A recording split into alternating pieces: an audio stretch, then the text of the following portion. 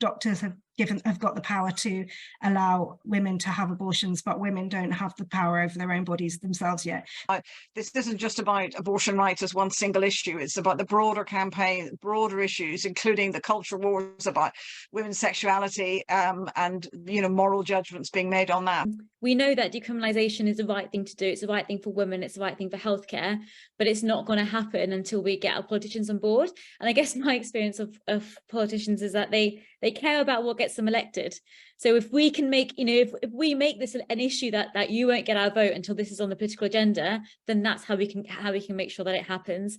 And then about, you know, the culture wars, you know, absolutely, all these issues are interrelated. And I guess the real, you know, what concerns me is that we have seen in countries abortion legislation like US, but also other countries go backwards as they've had more right-wing governments come in. They've an obligation to report something that may be a crime, but I would throw it back to the health professionals. Do they feel obliged to phone the police if a patient discloses that they're using illegal drugs or that they're shoplifting to feed their children? Of course they don't phone the police.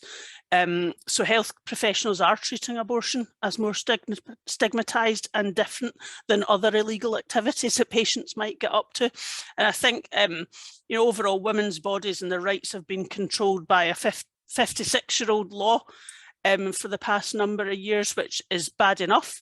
But very recently, we've seen that actually a 150 years plus law has been brought in to further control women's bodies. And we need to move into this century and this millennia. Lockdown has shown the way that Pills by Post was campaigned for. It's demonstrated the need for decriminalisation.